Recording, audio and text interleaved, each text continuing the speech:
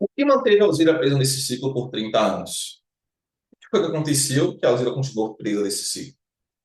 Normalmente, as pessoas que ficam presas no ciclo da síndrome do pânico, elas ficam anos buscando causas físicas, ou seja, ela passou por anos consultando diversos especialistas, como ela falou, pensando que tinha um problema do coração, problema cardíaco.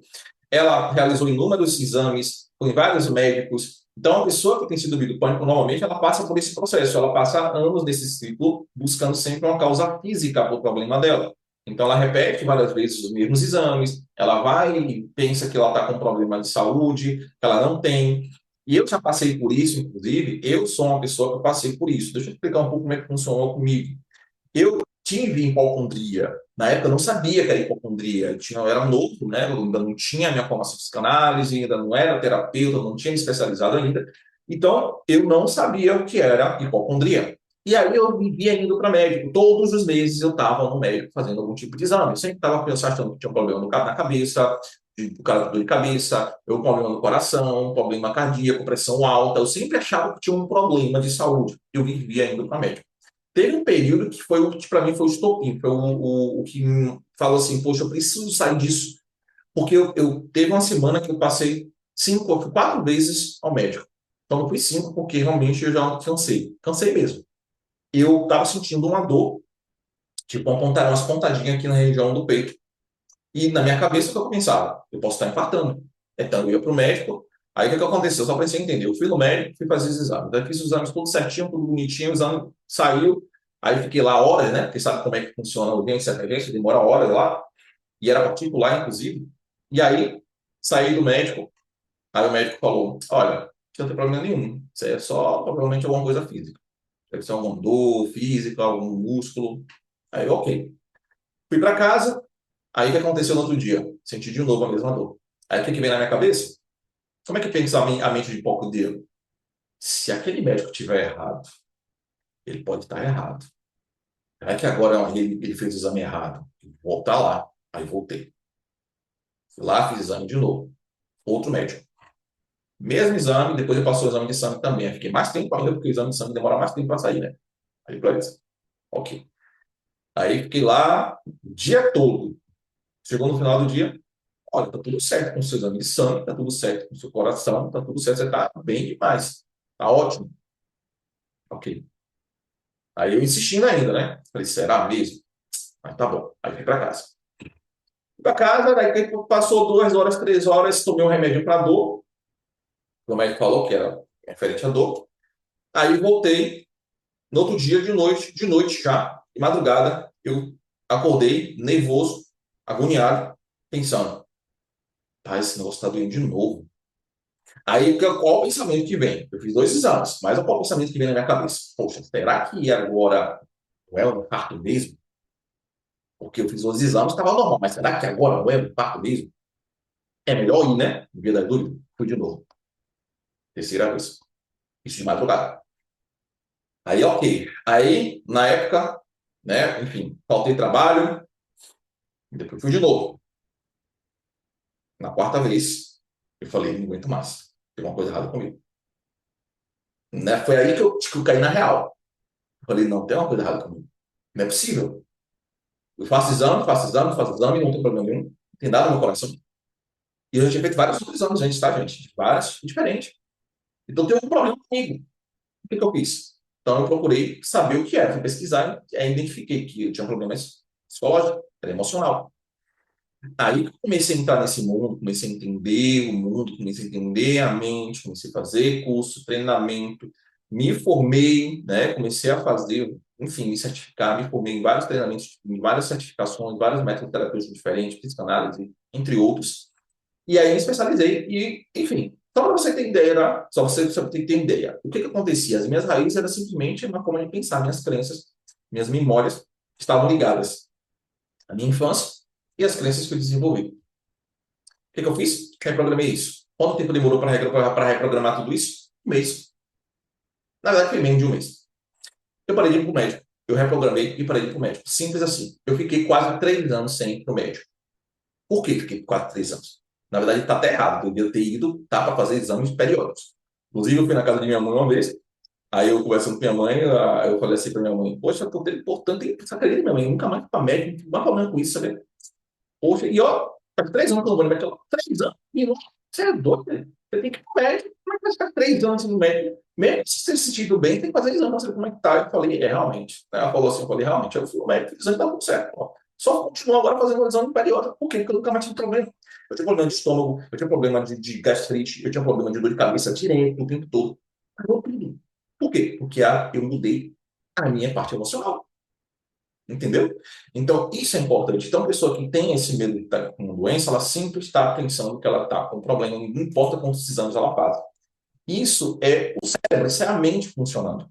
E é uma armadilha, é uma armadilha mesmo. Então, a maioria das pessoas que estão com síndrome do pânico, ela passa anos sofrendo com isso, porque ela não aceita que o problema dela é psicoemocional. Ela não quer aceitar. E por isso que ela passa tanto tempo sofrendo com isso, procurando causas físicas. Ok? E além disso, por anos ela faz tratamentos, aí quando ela vai fazer tratamento, que é o ciclo, né? Ela vai fazer tratamento, ela vai buscar psiquiatra. E no psiquiatra ele passa o quê? Remédio. E o que o remédio faz? Alivia os sintomas. O que mais? Só isso, além de causar, é claro, efeitos colaterais. Mas os remédios não curam. Ele não vai diretamente na causa. O remédio só faz diminuir os sintomas. Homeopático só diminui os sintomas. Suplemento, meu Deus do céu, vou nem falar. Então, o que que a pessoa ela está fazendo ali? O que que ela fez? Ela fez tudo isso e não deu resultado, porque ela teve recaída, voltou. É simples. Não tem nada fora de você, não tem nada externo que vai tratar a sua síndrome do pânico. Você tem que trabalhar, fazer um trabalho interno e não externo.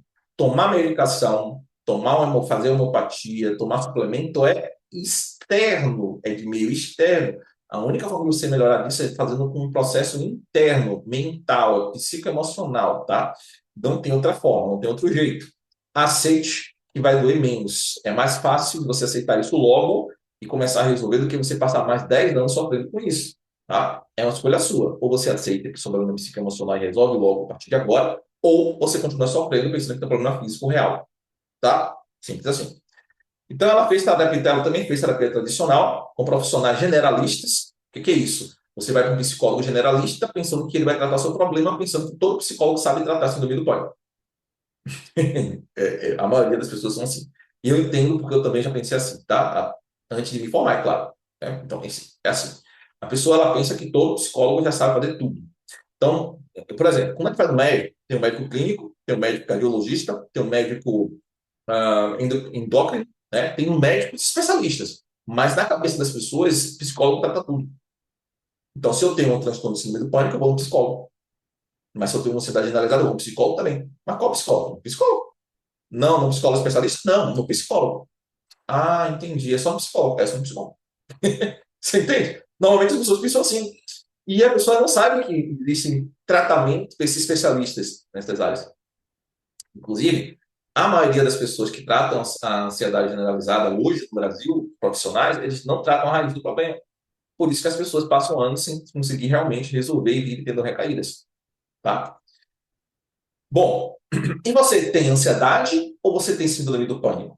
Vamos falar sobre o que realmente é a diferença entre os dois. É importante você também entender a diferença, porque você pode passar anos tratando a ansiedade generalizada, sendo que você tem síndrome do pânico, e o tratamento é diferente. Tá?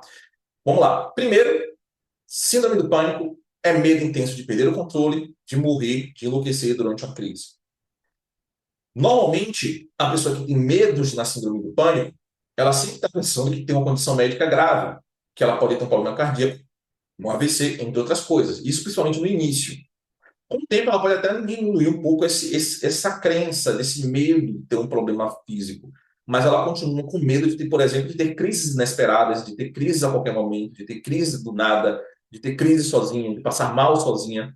Então, ela pode até saber que ela não vai morrer, mas ela continua tendo medo de ter as crises, de perder o controle.